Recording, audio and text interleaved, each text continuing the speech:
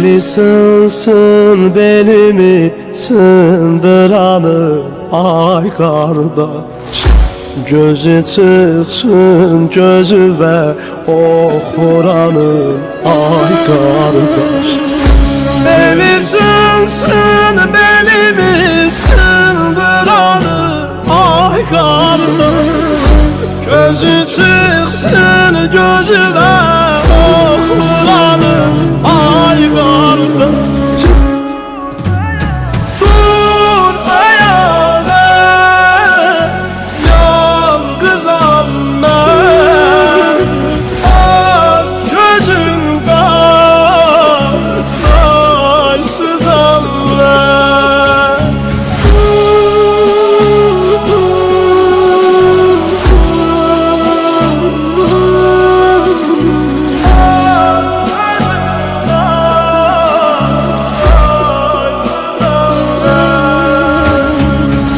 Dur gedəyindi baxır xeymədə Zeynəb yolu var.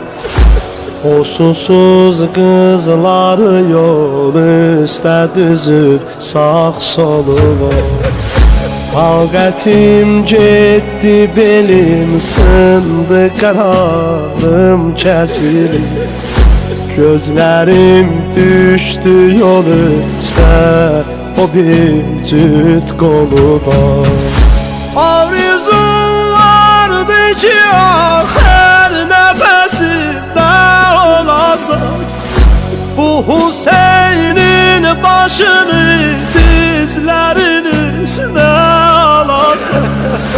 Özlürem zöhrü namazında gelip ay kardeş, ben ile sen koşulup zöhrü namazını kılasan.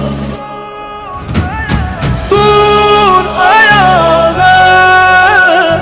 yalnız anne, az gözüm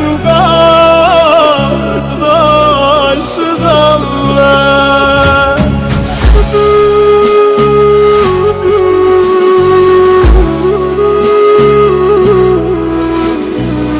Kardeşim arkam elim, ey uca qamət gözəlim. Biraz ey qamətivi boynuva çatsın əlim.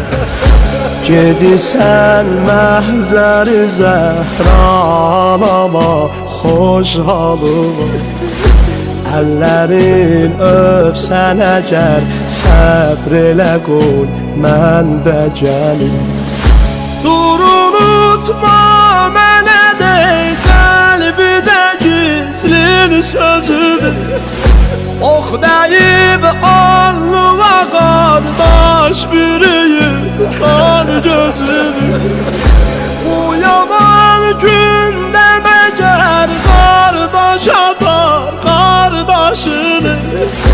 Ölüb oğlum məni tək qoyma axar aç gözümü.